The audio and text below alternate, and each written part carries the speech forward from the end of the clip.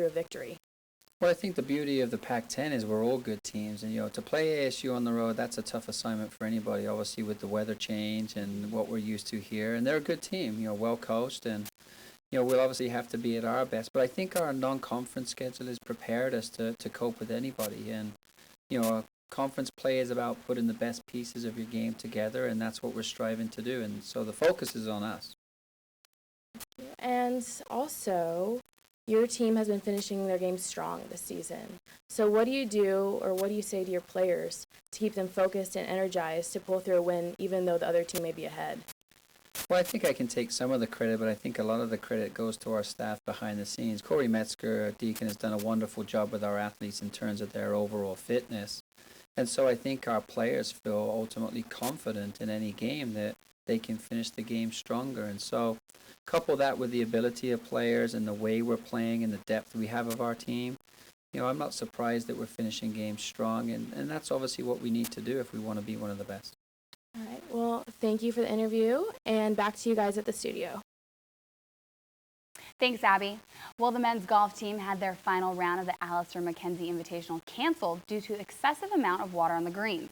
The Cougars were sitting in 11th place at 3 over par on the par 71 course when the tournament was called. Hank Frame led the Cougars with 7 birdies on the day. The freshman had the most impressive performance for the Cougars as he shot a 71 in round 1, followed by a 1 under par 70 in the second round, putting him in a tie for 26th place in the tournament. Senior Kevin Tucker and junior Nick Ellis both had respective showings, finishing in a tie for 31st. Coach Walt Williams said they need a breakout score in the afternoon, but they were just not able to get their putts to fall. The Cougars hope for better weather as they head to Billsville, Maryland next week for the Georgetown Hoyas Invitational. Easy for you to say. Exactly. On that note, it's time for another commercial break. Stay tuned. When we come back, we'll head up to campus for some student interviews and give you a preview for the men's basketball upcoming season. Welcome back to ITL. The women's golf team headed across the pass to Seattle for the Eden Islandfeld Invitational, where they took 10th place out of 13 teams. They finished 102 over par for the tournament with an attack led by Allie Thompson and Kristen Allard, who both finished 21 over. The tournament held teams from all over the Northwest, California, Nevada, and New Mexico. Katrina Barones from San Jose State won the overall tournament at 3 over par. The Cougars women's golf team heads to Iowa for the Hawkeye Invitational this weekend. It's a 2-day tournament. The women's golf team looks to improve from the last tournament's finish and put up another strong showing. Well, Tom, it's about that time. Cougar basketball is right around the corner, and things are looking interesting this year for the men's team.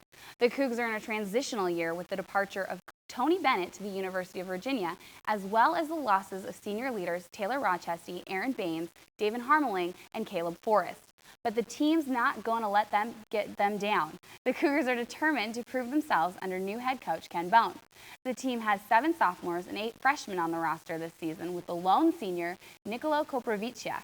The rate of the young team's progression may rely heavily on the 3 returning sophomores who played the most last year, Klay Thompson, D'Angelo Casto, and Marcus Capers. The Cougars men and women's team tip off their season officially this Friday night, hosting Midnight Madness at Bowler Gym. Now we're going to head up to campus where Jen Hollenbach interviewed students at the Cub. Hi, I'm Jen, and I'm here getting the opinions of the students on the upcoming basketball season. With the new basketball season right around the corner and a new head coach, how do you think their season's going to be going? I think we'll finish middle of the pack towards the bottom, like 7th to 5th in the range there. It won't be a good season, but I think after this year, when we get experience with our freshman and our sophomore class, we'll do a lot better because I think we only have 1 upperclassman this whole year. So I think it's going to be a little rough. The new basketball coach, it'll probably be a building season, just like our football team. But I think it'll do pretty well. It'll still be exciting to go to the games at least. Well, I think will be exciting to watch, definitely. Not sure how many wins that will translate into, but it'll be a lot different style of basketball. I'm really curious to see how our young guys gel. I think they're going to go pretty well. I don't know. I think our team was kind of on the downhill last year, so I mean it's not going to be as good as it was a couple of years ago, but I still think that they'll, do well than they have been in the past. So maybe we'll make it to the tournament if we're lucky, but I expect like an okay performance. I think the season's not going to go as well as in the past, but hopefully we have a good freshman class coming in, and we'll be able to step it up a little bit. Well, he built a pretty good team down at Portland State University, so we'll probably have a building year for this first year, but hopefully in the future we'll be able to see good stuff from him. Do you think they have a chance of making it to the tournament this year? Probably not this year, but probably within the next 4. Absolutely not. It's gonna be a struggle. If we're lucky, we might get a CBI invitational and go to that, or even if we're really lucky, maybe an NIT bid, but I don't see us making top 64 teams at all.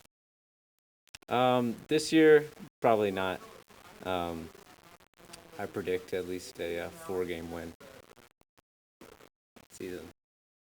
It just depends. The Pac-10 is definitely weak and down compared to what they usually are.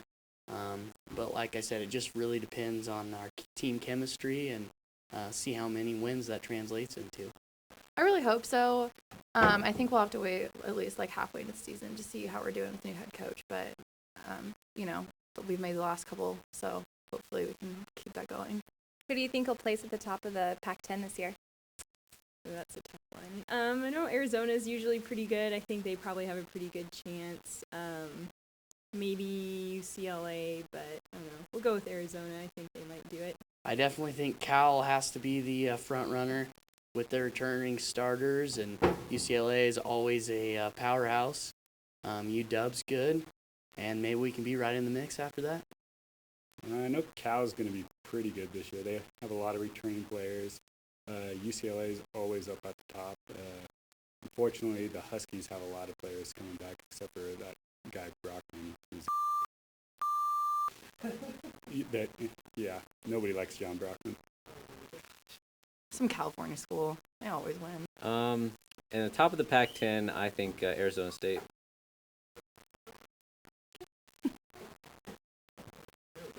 There's no reason. Well, that's all the time we have, so back to you, Michelle and Tom. Thanks, Jen. And on that note, it's time to take another commercial break. We'll be right back for more ITL right after this. And welcome back to ITL. It's about that time once again for our analysts to face off. So now let's toss it over to our host, Nero Threet.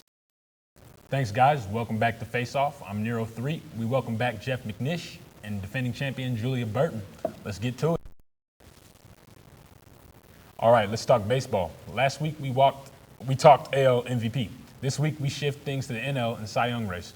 Who in your opinion is this year's Cy Young Award winner in the NL? Jeff, let's start with you. Well, we've really got a 3-horse race. I mean, there's 3 pitchers that had great years in the NL. Chris Carpenter led the NL in ERA.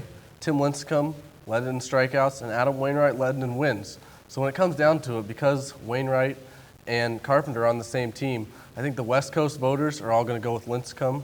The Central is going to split between the two, and then you're going to see a lot of the East Coast split too. So I think Lincecum definitely has the advantage. And also, no pitcher with his stats has ever not won. He's got over 15 wins, over 250 strikeouts, and below 2.5 ERA. Yeah, well, I think I agree with you, but I think they might choose Carpenter. Lincecum did win last year, so they might not want to choose him again. And he had the highest ERA of 2.24, and he had 144 strikeouts. He was 17-4 for wins and losses, and I think he has a really good chance of winning. And I think